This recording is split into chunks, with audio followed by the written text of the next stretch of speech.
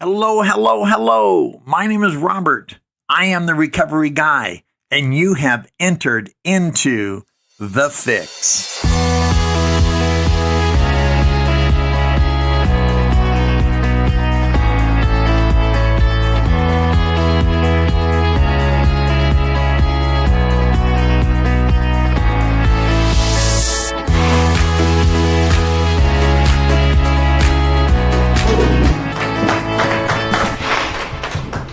Hey guys, Drew Alcoholic. Hey Drew!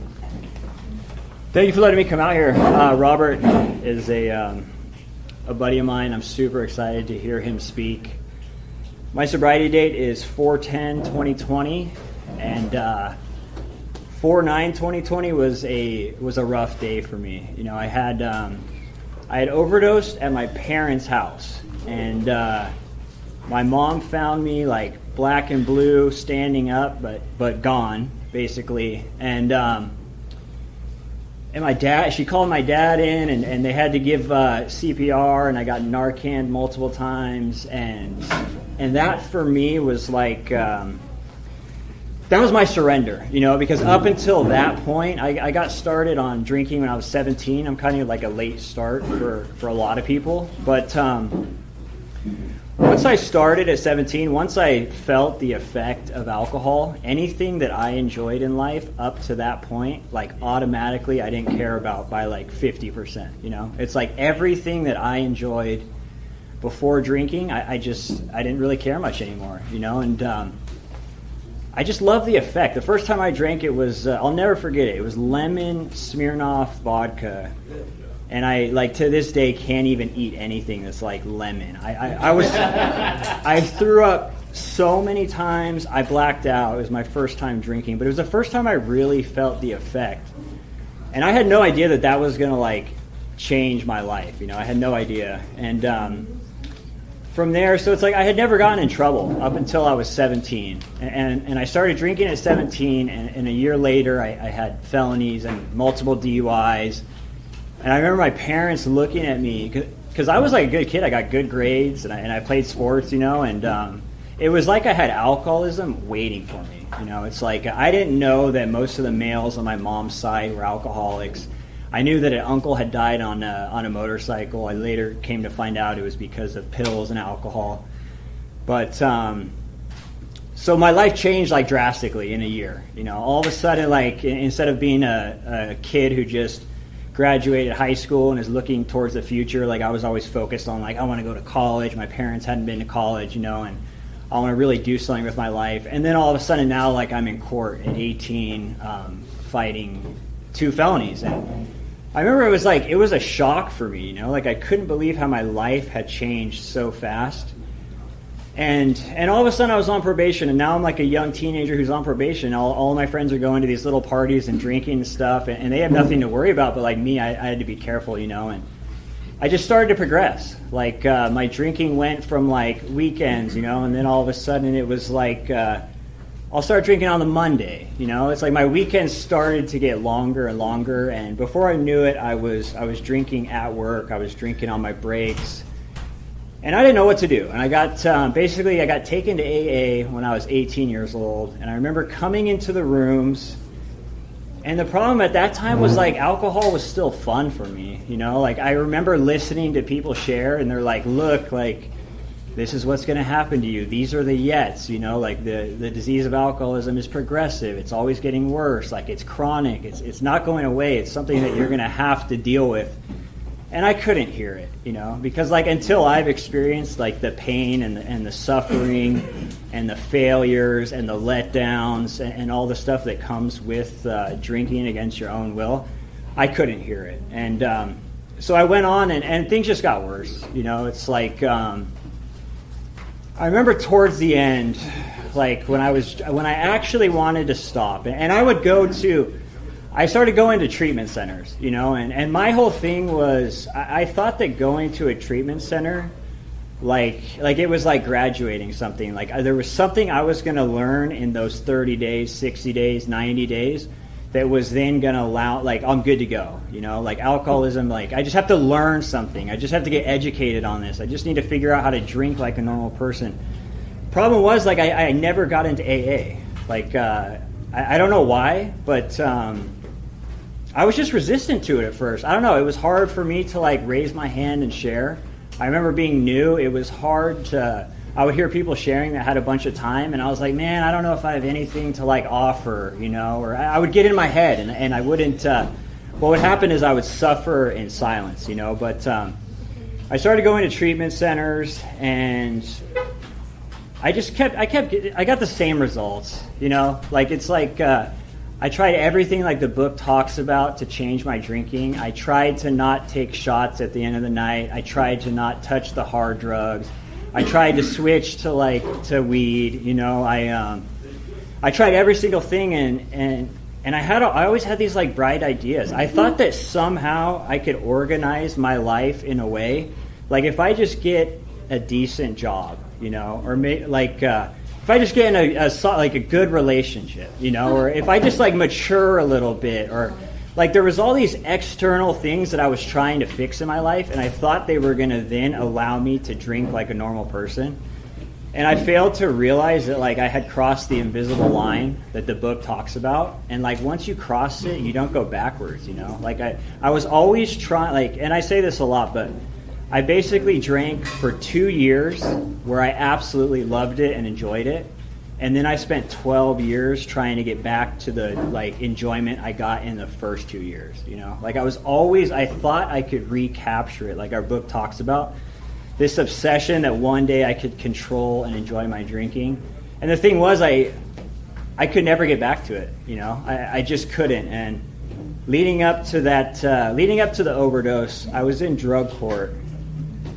And by this time I was in trouble. Like there was most of the time it was stuff like possessions and stuff, and I kind of could like wiggle my way out of it somehow, or get a program or something. But at this point my back was to the wall, and it was like I was definitely caught, and I had a choice. And I had been offered drug court before, and I just knew I couldn't pass it, you know. But by now, like, my life was getting lonely. Like towards the end, all the friends that I started drinking with, like that fun and socializing and having a good time, that was long gone by the time I got to the end of my drinking. I was basically by myself, you know, and I got to the point where like I was trying to drink away all of the mistakes. I would constantly wake up every day and I would replay in my head all the things I had ruined in my life because of drinking, right?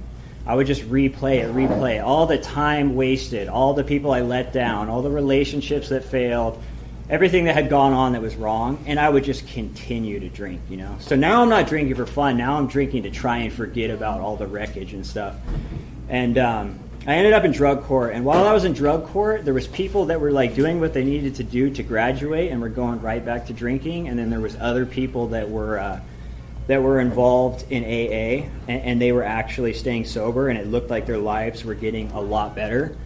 So I finally, I had enough, you know. And after that overdose, I surrendered. I got to a point where I was like, look, every single time I try and run the show, every single time I try and do what I think is right, and every time I, shut out people that are trying to help me and show me the way in AA, I always got the same results, you know. And this time I had died from it, and it was like, look, I have to do something about this. It's not going away, and I should probably go back to AA, you know, because I always found that, even when I didn't want to go when I was 17, I found that there was something there. I remember thinking, I didn't know what it was, but I was like, the way that those people were able to be honest and share and stuff and were supportive and trying to help each other, I was like, if I ever get sober, I think it's going to be there, you know, so... Long story short, I finally got a sponsor. Finally walked across the room and said, hey, man, will you help me? You know, I know I've been back and forth in these rooms saying, I'm okay, you know, and I've got this, but, this time I didn't, you know, and I finally got a sponsor, and we started diving into the steps. And he was like, look, dude, here's what you're going to do. We're going to pick a day every week. You're going to show up no matter what. I'm going to take you through the book. We're going to see if you can relate to this. You know, you're going to work these steps. You're going to have a spiritual awakening. You're going to have a different outlook and attitude towards life. You're going to react differently to life. And then you're going to go out and you're going to help someone else in order to keep what you've now got, you know. And I started working through the steps, and I I don't know, I did that fifth step, and I felt lighter after doing that fifth step. Like, I just felt lighter. I don't know what it was. Like, it was done and over, and, like, I've just walked around lighter since, you know? It's like I had all this guilt and shame and regret and, like, fear that I was carrying around because of my alcoholism for so many years. And I started working the steps, and, like, I realized that, and I started making those amends, you know? Like, that was another, like, huge turning point for me. Because I was one of those people that, like, I'd walk around and, like, I was embarrassed to go to, like, family functions because, like, just, like, embarrassing stuff I had done at family functions before. I didn't like running into people who had seen me in my addiction and stuff, you know, and so I finished my amends and I worked my steps, and I just could not believe how I felt. I was someone from the second I woke up, I had to serve alcohol, you know, like I had to. It was like there was nothing else that I could do but like try and get loaded and try and get obliterated and try and just live life like numb, basically, you know. And I worked those steps, and I started doing the things that were suggested to me, and I found a home group, and I got a commitment, and I just kept showing up. Like my sponsor said, like no matter how you feel, you're gonna do some actions around here, and that's how you're gonna change your thinking. You know, it's like it's a program of action. It's like not people that need it or want it, but people that actually do it, you know. So that's basically how I've been here since, you know. Like I felt so good after completing the steps that and getting like supportive people around me that I continue to do the same things. It's like it's nothing. Like I've been hearing the stuff I'm supposed to do since I first started going to meetings. But it wasn't until I really started actually doing them that my life started to like really improve, you know? So it's like, I don't know, I would say to anyone that's new, like you've got to get involved in this program, man. Like you don't even know, like when I first got here, I thought it was all about just putting like the drinks and the drug down, you know? And I've come to find out like it's going to give you like a way to live, you know? It's going to give you a way to be content in sobriety. Because that was the problem for me. It wasn't like I just wanted to do drugs. I just couldn't stand how I felt sober, you know. And I'm going to close up right now, but I'll just say this: if anyone's new and you're suffering, man, I would say get involved. You know, this program and the steps were the last thing I tried, and the only thing that finally worked. You know, so that's all I got. Thanks, guys.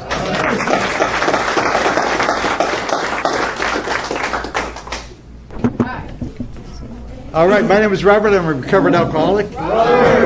My sobriety date is April 25th of 1986. Yeah, and that's 14,007 days, if you're counting. And trust me, I'm counting. You know, we counted every day when we were out there ripping and running, when we were burning our lives to the ground. When's this day going to end? When can I get to tomorrow? Whatever that was. So it doesn't make any sense not to count. If we were counting in our addiction, trust me, I'm counting in my recovery. That's right. You know, I remember counting up, and something happens to people who've been sober a while. All of a sudden, the years matter, but the days don't. Right? That doesn't make any sense to me, because what we really have is a daily reprieve contingent on the maintenance of our spiritual condition. So somewhere along the line, why did we forget about the day? I'm telling you to take a 30, 60, 90-day chip, but I don't remember the day? That doesn't make any sense. That makes me a hypocrite. And we were hypocrites out there. I don't want to be a hypocrite in here. Although every now and then my wife reminds me that I can be a little hypocritical, but that's her job, right? No offense to you wives out there. And you know, in all seriousness, I am sober for a few reasons. And when you applaud, applaud AA. Don't applaud me. Because a loving God, as he would express himself in our group conscience, who loves me and obviously doesn't have very good taste, who can also, by the way, see in the dark, so all you fellas out there, pay attention to that, and sponsorship, good sponsorship over the will. As a matter of fact, many of you know my sponsor, Slow Will, happy, grateful, recovered alcoholic. I've known him from day one of my sobriety. I met Slow Will in Las Vegas back in 1986 when I first came into the rooms of Alcoholics Anonymous. Meetings, countless meetings. To this day, I go to 5 meetings a week. I go to treatment centers. I work in recovery, not as a vocation, but an avocation. It's what I do, because I practice 12 steps of Alcoholics Anonymous. I don't practice 9, don't practice 10, don't practice 11. I practice 12 steps. And the 12 steps is having had a spiritual awakening. As a result of these steps, we tried to carry this message to alcoholics and to practice these principles in all our affairs. So you can't do the 12 steps of Alcoholics Anonymous and not serve other people. You might do 11. Good luck with that, right? Because we get back to that me attitude, where there's no one more important in the room than me. And that's what got me to the rooms of Alcoholics Anonymous. So loving God, great sponsorship, the big book of Alcoholics Anonymous, and countless meetings and countless newcomers that I worked with over the years. And for those reasons, I am sober. If you took away any of those components, I doubt if I'd be sober today. I really wouldn't. Because half measures availed us nothing. We stood at the turning point. We asked His care and protection with complete abandon. Then it says, here are the steps we took, which are suggested as a program of recovery. Well, I'm told that you can tell an alcoholic, you just can't tell them much. Right? That was applause line. So you can laugh at that one. That's all right. Because you know that's true. You can't tell us very much of anything. You know, if you just don't mess with our drugs, don't mess with our dope man, don't mess with our alcohol, don't mess with anything, you can't tell us much. You can't even tell us we're alcoholic.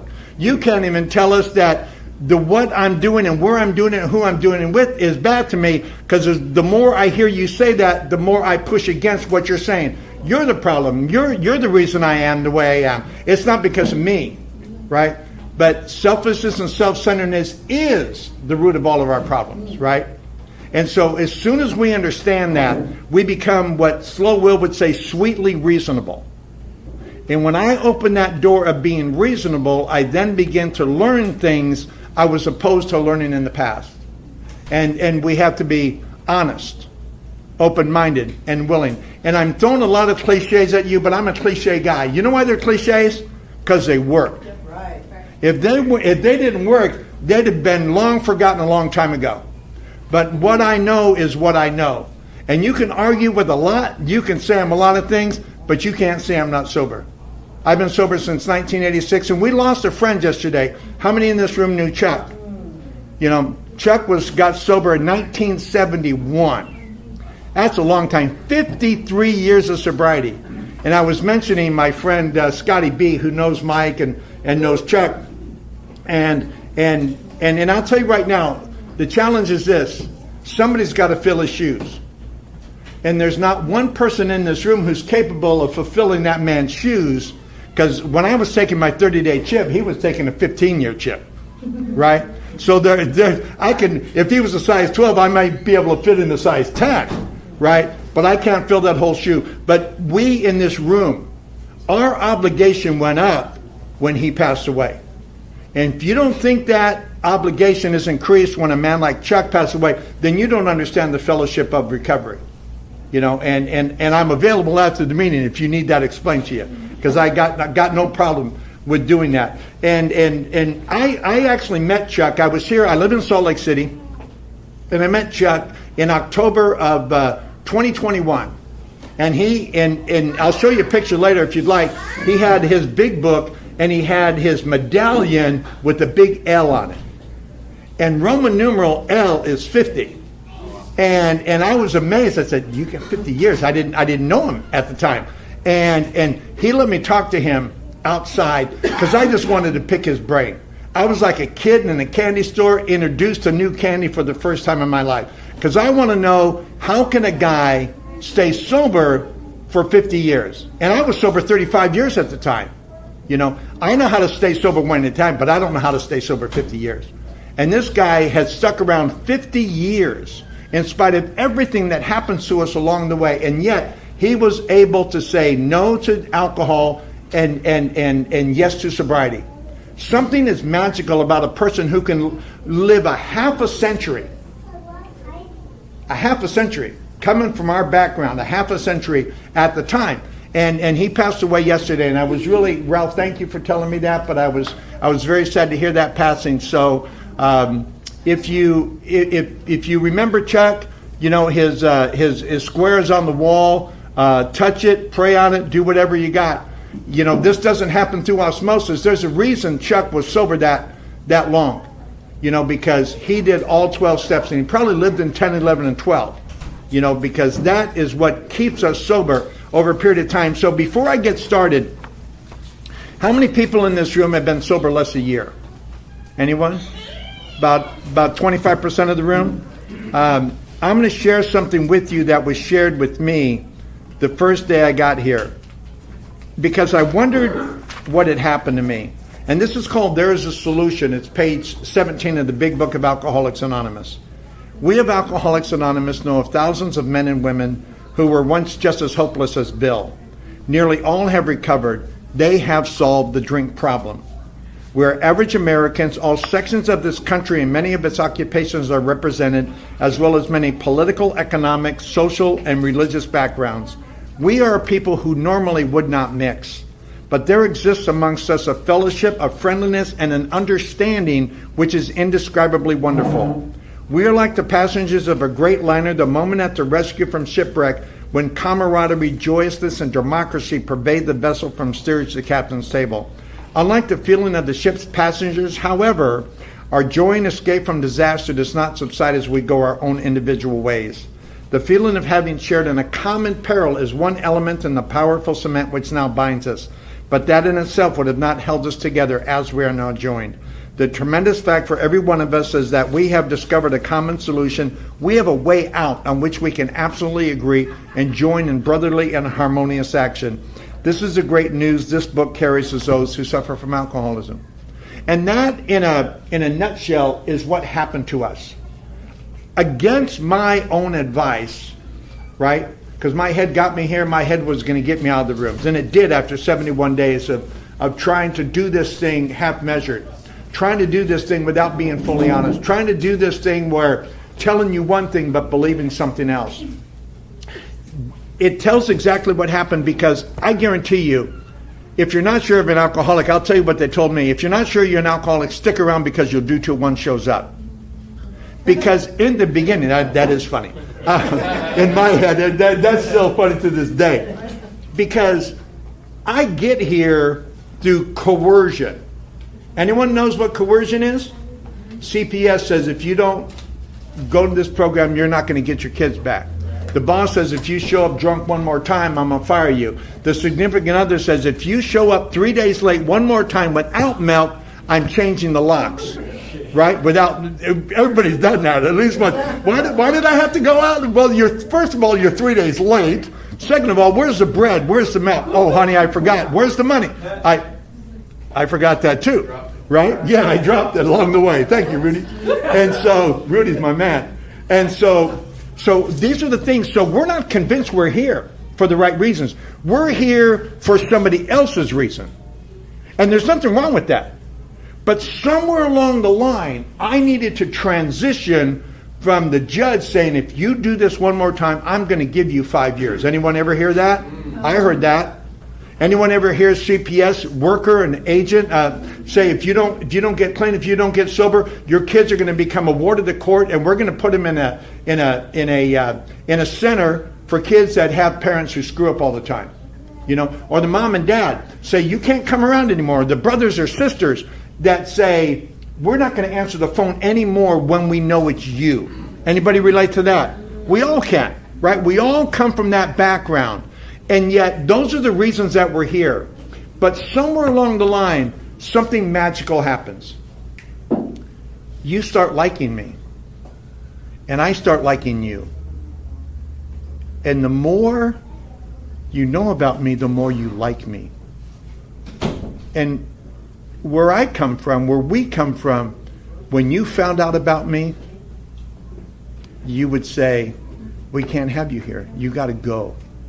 I tell people all the time, I used to hang out with these guys who cook meth. Right? Okay. I get so drunk I would do anything. Alcoholism led to every addiction. And these guys, okay, do you know anyone more despicable than guys who cook meth? They're like the worst of the worst. No offense to you meth addicts out there, but you're pretty unscrupulous people. And these guys asked me not to come around. They said, you do too much. You smoke a little bit too much. You snort a little bit too much. Because I did everything alcoholically. My middle name is Moore. Right?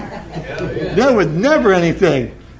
You know, I just tell this girl, do you have a sister? Oh yeah, that's good. Bring her, you know? And I would always line up. I always drank a shot and a beer. You know, a shot wasn't enough and a beer wasn't enough, so it had to be a shot and a beer. You know, I'd be rolling joints as I'm snorting cocaine. You know, I used to smoke Thai Bud cured in honey oil laced with hash, drinking Coors, coming on to purple microdot, snorting cocaine. I was waiting to get what I call electric, right? Because that's what we do. I mean, we get so high, we get so out there, but alcohol was the foundation of everything that I did. If it wasn't for my alcoholism, I wouldn't have done the other thing, because there was no attraction. Father Martin says something, alcohol, it allowed me to do things I would otherwise be uncomfortable with. And so my first 12-step meeting was Gamblers Anonymous. I lived in Las Vegas. So I figured, because, you know, I say it today, but whatever you do, don't touch the alcohol, right? That was the private stash. You could touch the gambling, you could touch the pornography, you could touch the drug, you could touch anything you wanted, but asking me not to drink was like asking a normal person not to breathe. They would say, well, I have to breathe, because if I don't breathe, I'm going to die. Well, if I didn't drink, I thought I was going to die. That's why I did it every waking opportunity. I would go to work. I would drink a couple tall Coors, and that was just to start things off. So I thought in living in Las Vegas, I thought if I could just learn how not to gamble, I would be all right. I would stay out of the bars. I would stop getting their free drinks that cost me $100 a pop, right? But they were free as long as I was gambling. I didn't even make that connection at that point. There was nothing free. And so I, everything was tied to that. And so when I first came to Alcoholics Anonymous, I was on my second marriage. My mom and dad said, no can do. Again, brothers and sisters, everything I tell you, I've experienced. All the things. But when I got to the rooms of AA, the more you liked me, the more you thought I should come back. Because the more you knew about me, the more sick you knew I was. And yet I couldn't get the amount of honesty necessary to get well. And I would hear you share, I would hear you tell your stories, so I knew you were like me, and I knew I wanted what you had, because you were happy and sober at the same time. And I didn't know people like that, you know. And so, but I couldn't be honest, you know. And it says, there are those too who suffer from grave emotional and mental disorders, but many of them do recover if they had the capacity to be honest. I had the capacity, but I didn't. I was mentally and I was very disturbed. I mean, nobody does what we do, go to the places we go to without being disturbed. Normal people don't do what we do. Sick people do. But I thought I was bad, and I thought if you knew about me, that I walked out on my kids, that I was an adulterer, that I stole from my parents, that no one could trust me, that I got fired from jobs for stealing, all those things, you would ask me not to come back. I knew what you said, keep coming back, we'll love you till you learn how to love yourself, but that was for other people.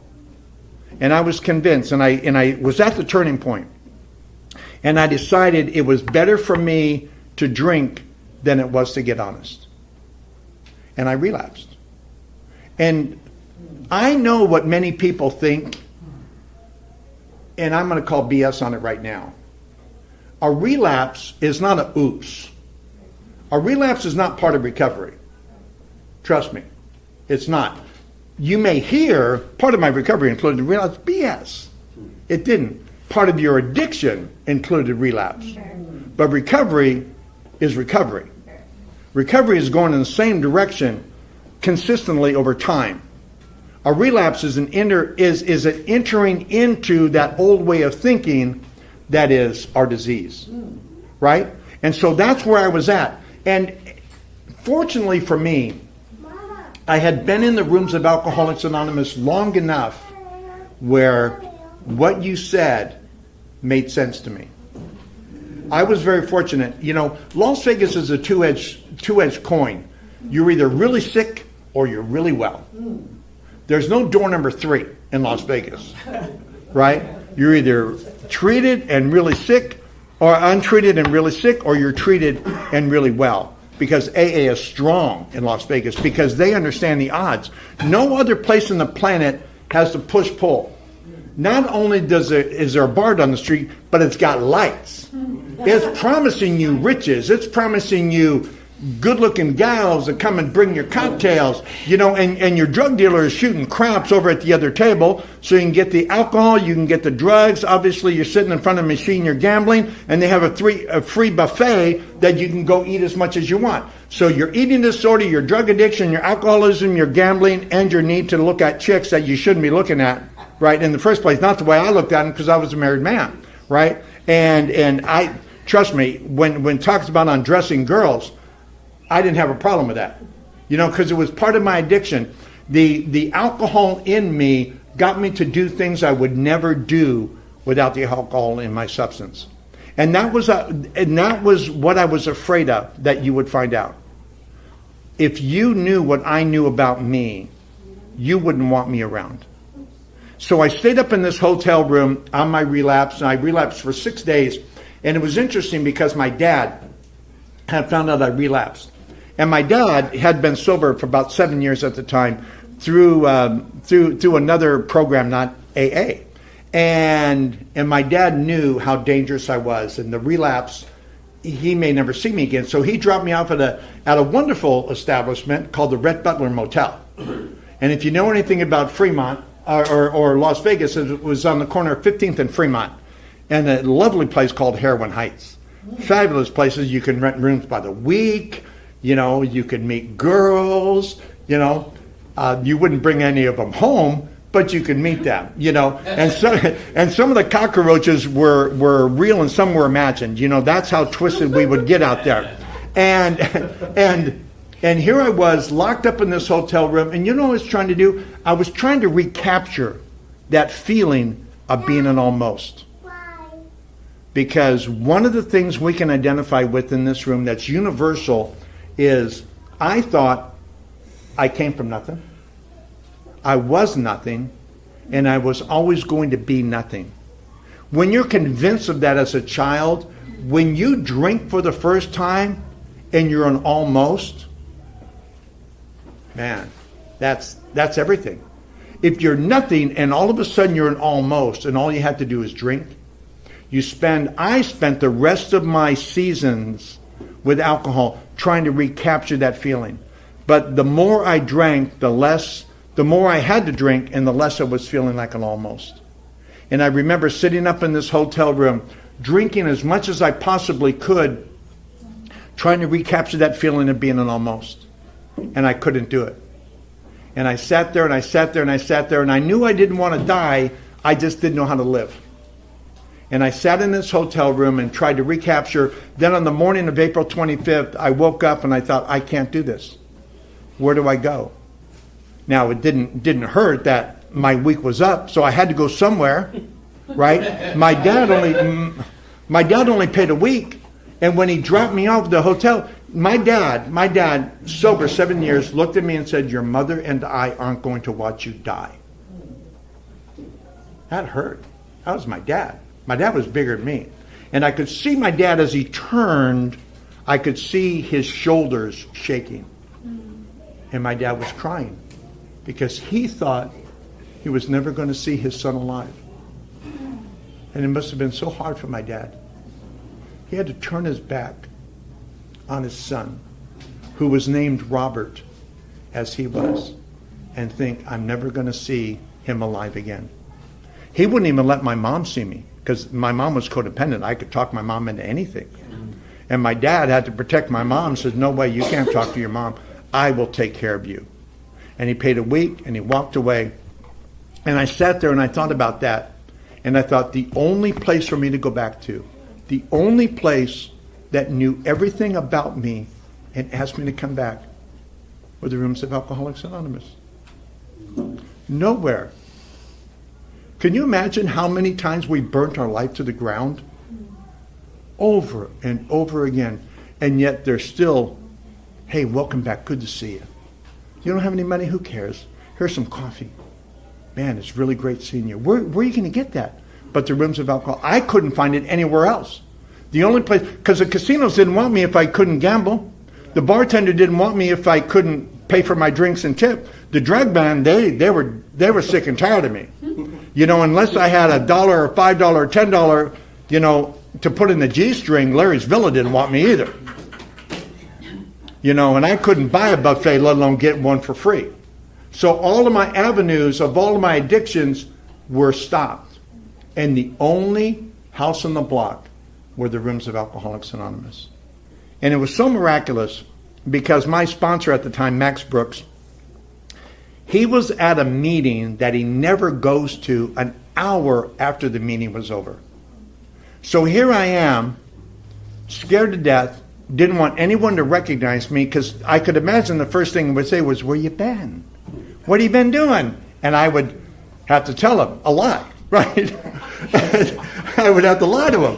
And yeah, I was visiting my mom on vacation, you know. I'm out getting hammered, you know, and just trying to find my way back. So I snuck in the back door of the Alano Club, the turning point over on 3rd Avenue in between Main and Casino Center, if you know Las Vegas at all. And I walked in the back door of the turning point, and there was Max, sitting as if he was waiting for me. True. And he had a divine appointment. And he didn't ask me where I was. He was surprised to see me. I was sure as heck surprised to see him, because he was never at this meeting, let alone be there late. And he was sitting there, and he said, "Do you want this?" I said, "Well, I need it. That's pretty obvious." He says, "No, this is not a program for people who need it, because there's a whole town of people who need it. If you want what we have and are willing to go to any lengths to get it, then you're ready to take certain steps." I said, "Max, I need this thing more than I can even explain." He said, "Then get on your knees and we're going to do the 3rd step prayer." And that's what I did. And that was April 25th, 1986. And trust me, I've never looked back. I had a spiritual experience. Some will have spiritual awakenings over time, but I had a spiritual experience that day, and I've never been the same. Over time, I've changed because time is our best friend. Time is one component to learning, and I've learned a lot along the way. But in that moment, I knew that I was done. I knew, and some of you have walked into the rooms of Alcoholics Anonymous, and you knew you were done. You knew you had to do everything. And I said, "What do I do next?" He said, "Everything I say." And I started on this journey. And this journey has lasted 14,007 days. I was so excited last Friday because it was 14,000 days, right? And you know, as much as I like 14,000 days, you know what was really cool? 14,001. That was money. Because what we really have is a daily reprieve contingent on the maintenance of our spiritual condition. And God showed me that I'm not done. And I'm so grateful that this recovery thing is a journey. It's not a destination. Because I can tell you, and Chuck, if he could speak from heaven, he would tell you right now that he never wanted to wake up and find out that this was a destination. I never want to be done. And I hope you never want to be done either. Because the things that we capture, the things that we get to do, the people we get to meet, the representation of what saved our life, we get to be a part of saving someone else's life. And if you've never experienced that, I want you to stick around long enough to experience that. Because there's nothing like it. It says it in the big book of Alcoholics Anonymous. This is something that you don't want to miss. And we really don't want to. Because we remember what it was like being just once as hopeless as Bill. No one understands to the same degree that you and I do of losing everything. And we didn't just lose everything more than once. We lost it more than once. We lost it over and over and over again. And by the time we get to the rooms of recovery, we realize we never have to go through that again anymore. You know, I've been married over 35 years. She's my 3rd wife. It's not by accident that I was sober when I met her. because I was drunk my first 2 marriages. Alcohol was so bad, I was incapable of being the man that these women needed me to be, because I was selfish, I was self-centered, and the program of Alcoholics Anonymous, the 12 steps, showed me how not to be that way. You know, I realized, they said, you know, stick around till your new one shows up. So here's a little joke for you. This is kind of funny. I think it's funny. So there's a Baptist, a Catholic, and a Christian Scientist. They're all in hell. And the Baptist says, if I'd have just listened to my preacher, I wouldn't be here. And the Catholic says, if I just listened to my priest, I wouldn't be here. And the Christian Scientist sits over in the corner and says, I'm not here, I'm not here, I'm not here. You know, and that's our denial. So as soon as it says on page 30, and my sponsor loves to remind me of this because I misquote this, it says that we had to concede. We learned that we had to fully concede to our innermost selves that we were alcoholic. This is the first step in recovery.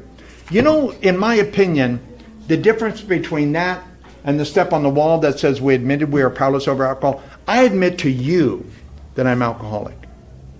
Right? I admit that. It's out loud. My name is Robert. I'm a recovered alcoholic, right? Or an alcoholic, whatever you want to call yourself. As long as alcoholic is included in that, you're being honest. But that's a step on the wall. We admit it. I'm just repeating what the first 100 did. But when I could fully concede, not partially, not concede, but fully concede. How much is fully? All of it. So when I concede everything to myself, concede means to give up, means to stop fighting. You know, and I have to fully concede to my, not your, but my innermost self. This is the first step in recovery. So by the time we get to the rooms of Alcoholics Anonymous, you better believe we've already done step 1. We may not admit it, but we have done step 1. Where we admit we're powerless over alcohol, that our life had become unmanageable. You know the amazing thing about that step? It's the only step that talks about alcohol. So, is my problem alcohol? No. Who's the problem? Me. Well, me? Me is you. You're the problem. Well, I thought we established that already. No. I'm the problem. I've always been the problem. I didn't know I was the problem. You know, and taking the steps is essential to me being well. That's why I still do steps 10, 11, and 12 every single day. Every day I want to continue to take my personal inventory. It's assuming I've taken my inventory. Because that's why it says continue. Continue to take a personal inventory.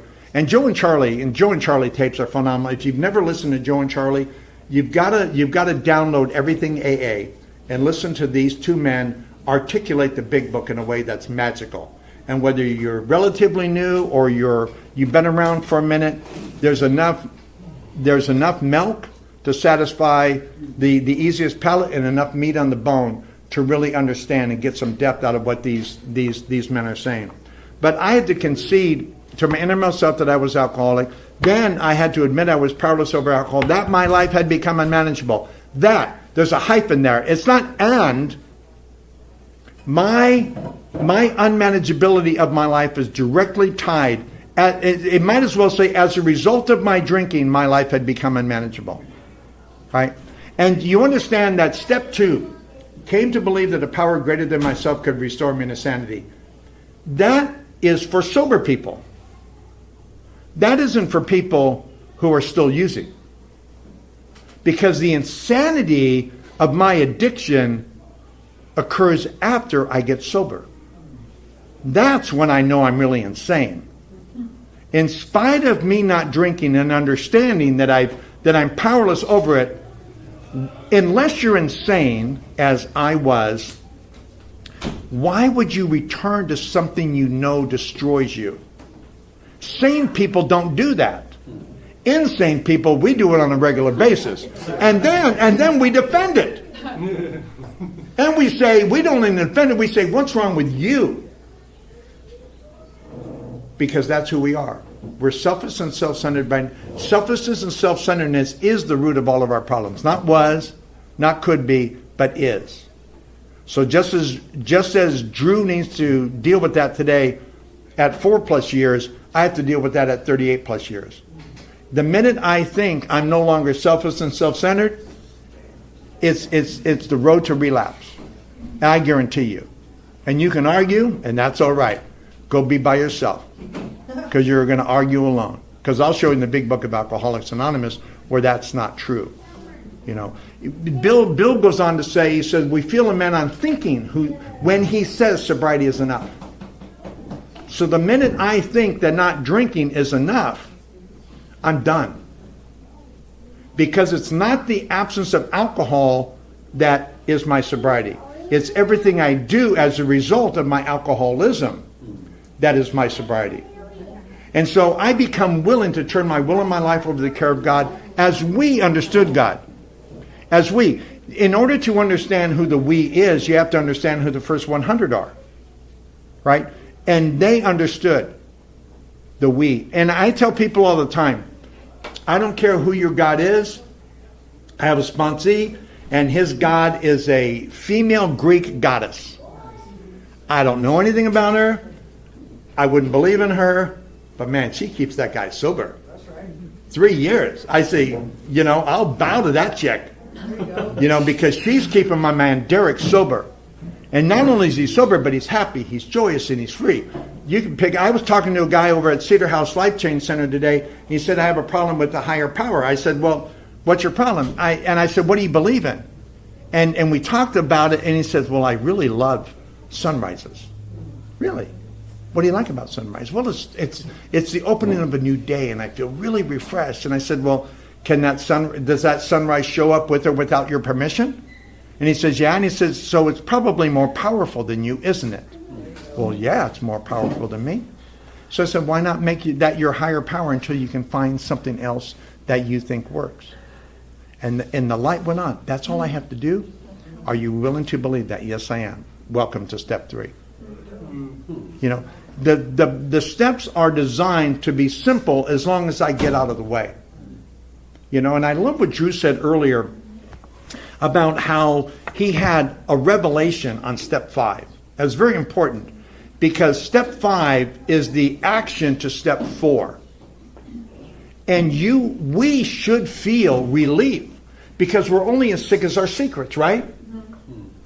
The more I keep from you, I just don't get well. It's when I'm a Giant fan, not a Dodger fan, right? But that don't matter, because we're going to sit down at the table and we're going to agree that what we have going on is a much better way to live than how we lived before we got here. And we're willing to overlook his being a Dodger fan and me being a Giant fan, because that doesn't matter. What matters is that we can join in brotherly and harmonious action. And it doesn't matter where he comes from. It doesn't matter if he had a 2-parent household. It doesn't matter if his mom was alcoholic and his dad was a codependent, or his dad was alcoholic and his mom was codependent. It doesn't matter if he had 6 siblings. It doesn't matter if his family had money and my family. Nothing matters. But something happens when he drinks, and something happens when I drink. I become willing to burn my life to the ground against every reason that tells me not to. And we sit and we say, how can we apply these steps? And all of a sudden, what's saving his life is saving my life. If you don't think in that transaction we become brothers, you don't know anything about AA. You're still hoping that something is going to change in you that you have been trying to change forever. And so, working the steps, every person I know who's got long-term sobriety, and I know a lot of people who've got, and Chuck C. was one of them. If you think for a moment, you know where I met Chuck C? Outside of this building, coming out of a meeting. Guy's had 51 years of sobriety. What in the hell's he doing at a meeting? Sharing experience, strength, and hope. Looking to connect with somebody, because he never forgets what saved him. The fellowship of the program and the 12 steps of Alcoholics Anonymous. So whether or not we do the steps should already be answered for you. Rarely have we seen a person fail who has thoroughly followed our path. Those who do not recover are people who cannot or will not completely get themselves to this simple program. Right? And that's true. You know, when I showed up, they didn't say, it's Tom, right? Yeah. So when Tom showed up, they didn't say, oh crap, Tom's here. What the hell do we do now? They said, Tom, this is what we did. Here's the 12 steps. You need to get a sponsor. You need to go to meetings. And you need to not drink in between. And you need to find a higher power. They told them similar things. So when I got to the rooms of Alcoholics Anonymous, they didn't say, oh crap, Robert's here. He's pretty twisted. And I was pretty twisted. But they said, here's what we did. Here's a plan of recovery. If you want to get well, take it. If you want to live the way you were living, and you want to bounce in and out of these rooms, then don't do it. There was no, what are we going to do now? And you know what? There isn't, what are we going to do now when Mike shows up? When I met Mike 105 days ago, 104 days ago, yeah, no fronting, his wife said. So when I met Mike 104 days ago, I didn't have to say, oh crap, Mike is pretty screwed up. And he was. He's probably more screwed up now than he was then, but he was pretty screwed up. And I didn't say, what do I tell Mike? Oh my God. We spent 3 hours together, and I told him everything that was told to me when I first got here. Because we're not difficult to figure out. You know, we're pretty common.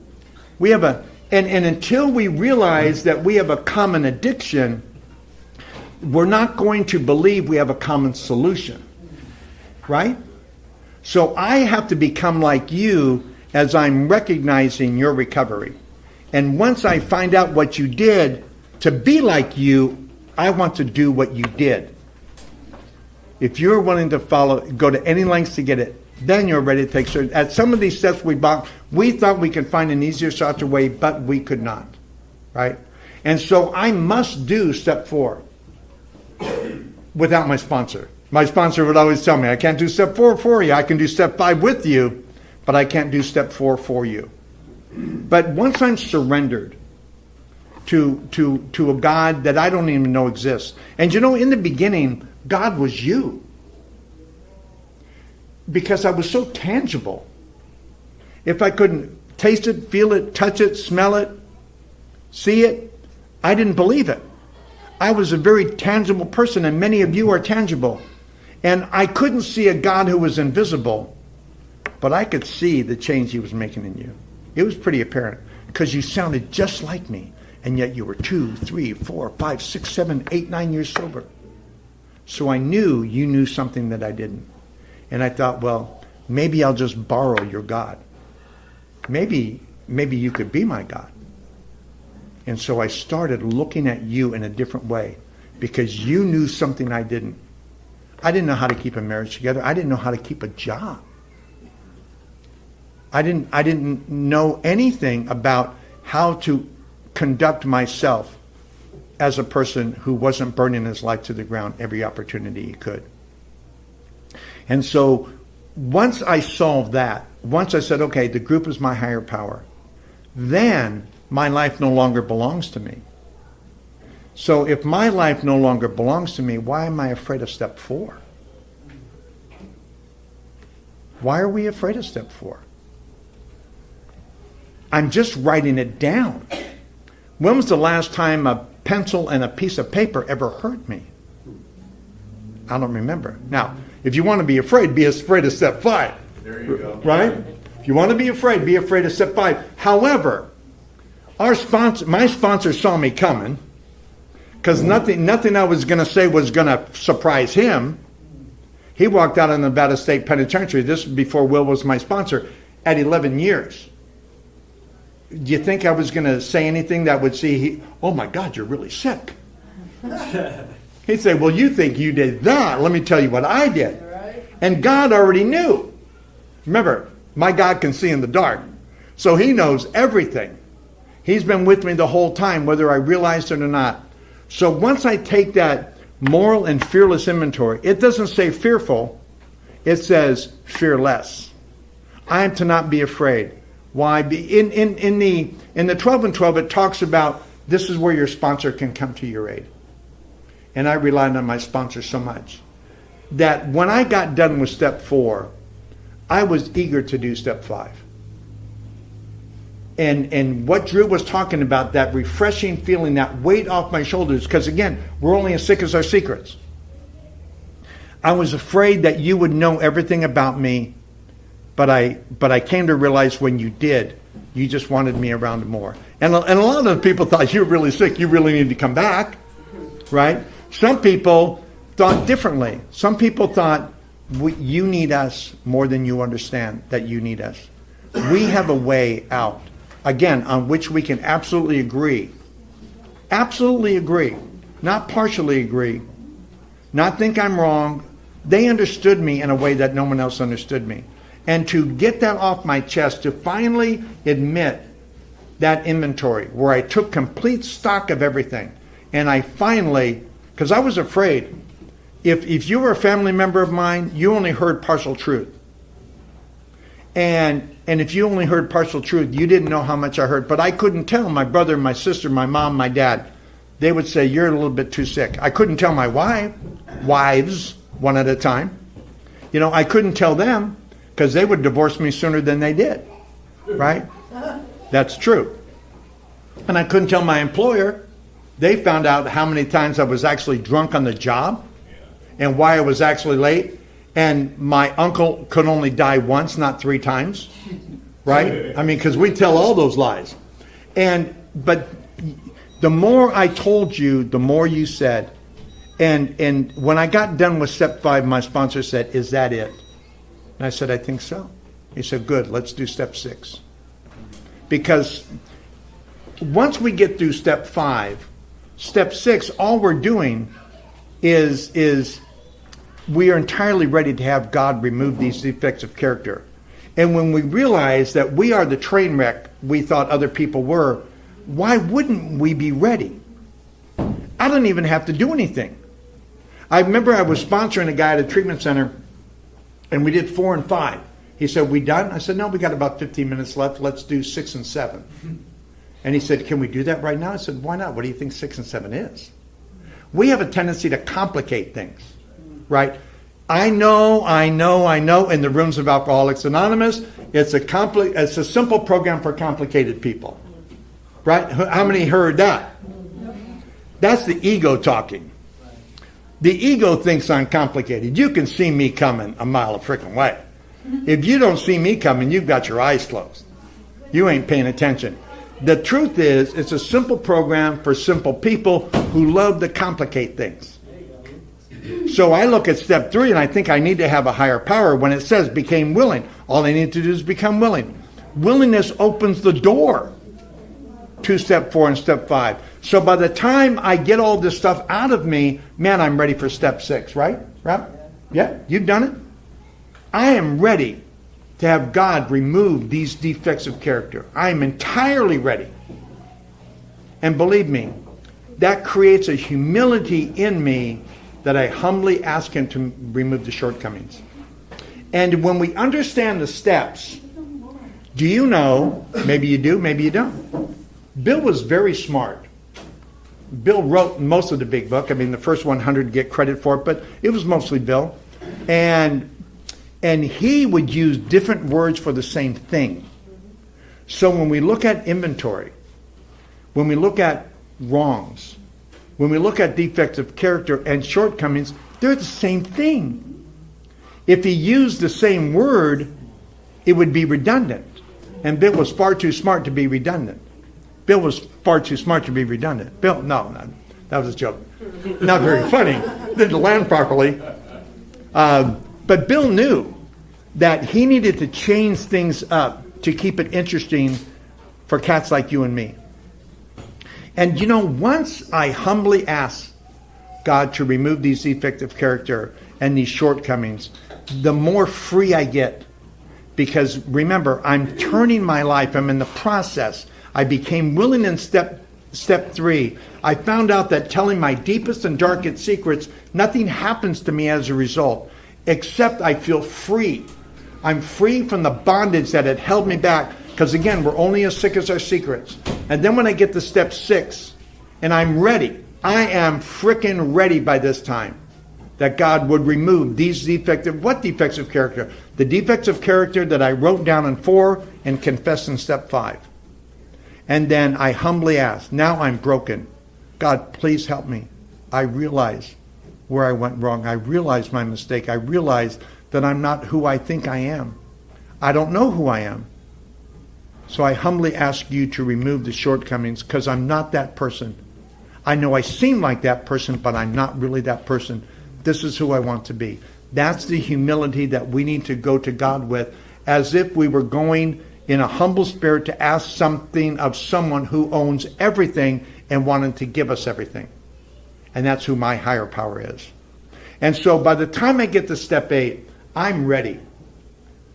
And if anything's going to frighten you, make it be step 9. Step 8, I'm just writing things down again. I write down the people that I'd harmed. Right? Made a list of all people, not some of the people, all people we had harmed, and we became willing to make amends to them all. Just like step 3, I'm not doing anything, I'm just becoming willing. Am I willing to stop hurting people? Am I willing to say, Mike, I'm sorry. I'm not the guy I used to be. Would you please forgive me for the things? And that's in step 9. You know, it's interesting. Sometimes we're afraid to do step 9 or even step 8 because we think that it's necessary that someone forgives me for the step to complete. That's not what the step says. Made direct amends to such people wherever possible, except when to do so would injure them or others. That's what it says. Why do I read something more into the step to make it more difficult for me? To beat myself up more? I beat myself up enough already. And enough is enough. And the steps are a way to freedom. They're not a way to bondage. So as much as I want you to forgive me for being that person who came in and turned your life upside down, forgiving me is on you. Asking your forgiveness is on me. Right? Just like step 12. I tried to carry the message. I would like you to accept the message, but that's not part of step 12.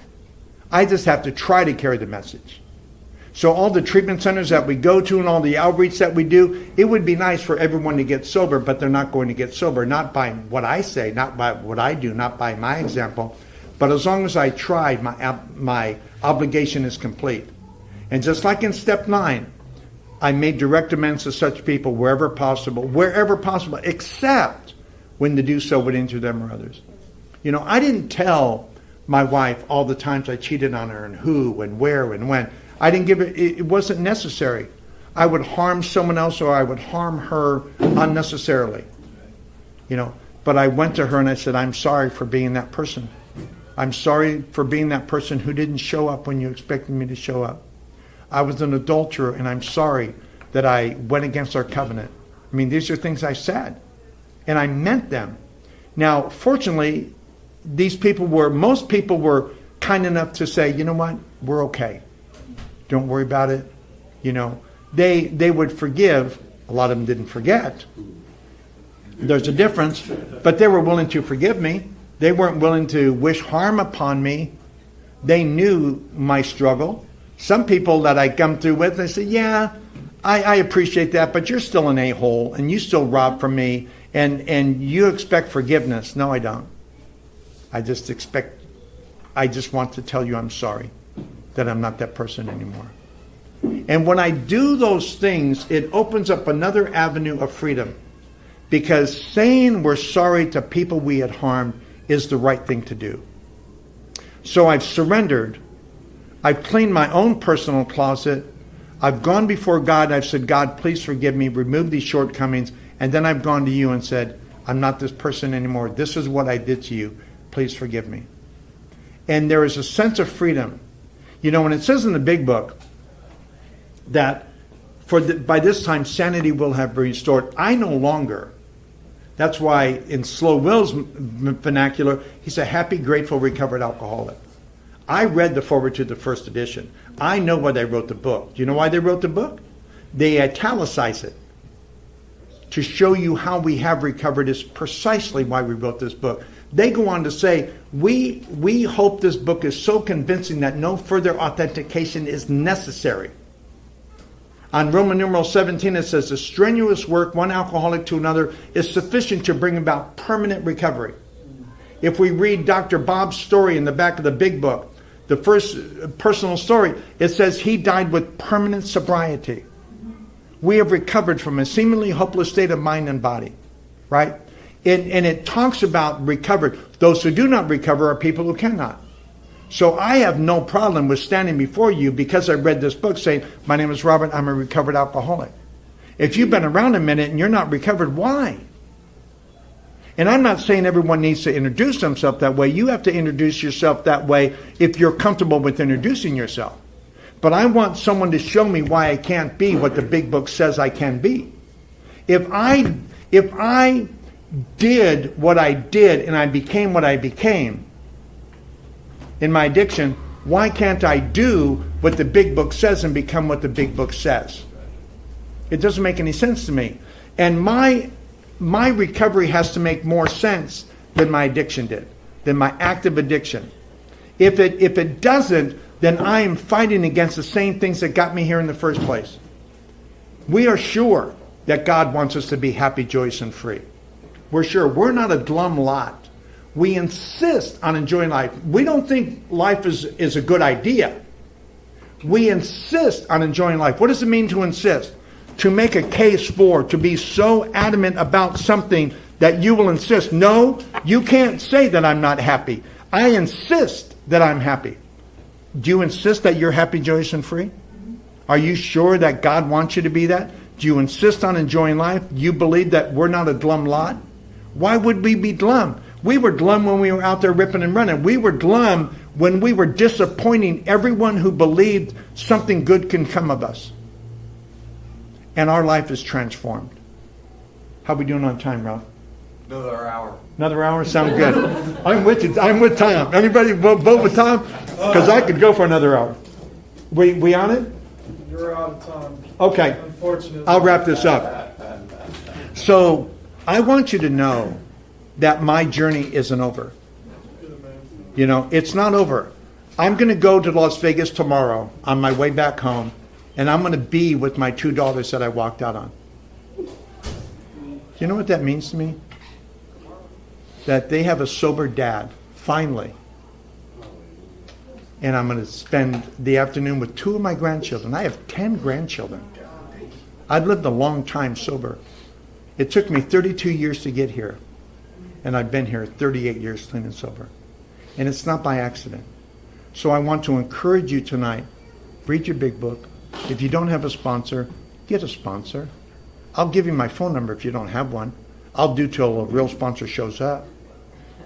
But women, find another woman that you can support, that can support you. Because I'll tell you what, men shouldn't sponsor women. That's a no-no, in my understanding.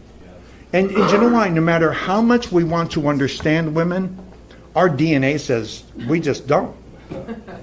And women are held hostage in a way that men don't even understand. As much as we would want to understand, we just stop understanding.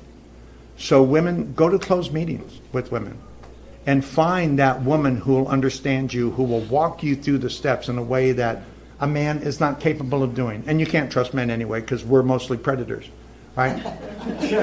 We'll lie to you as we're smiling. Yeah. And so, but read the big book. Go to meetings because the formula is the same for every single one of us, because the only thing that ought to be alike is where we came from, what happened, and what it's like today. My name is Robert. I'm a recovered alcoholic.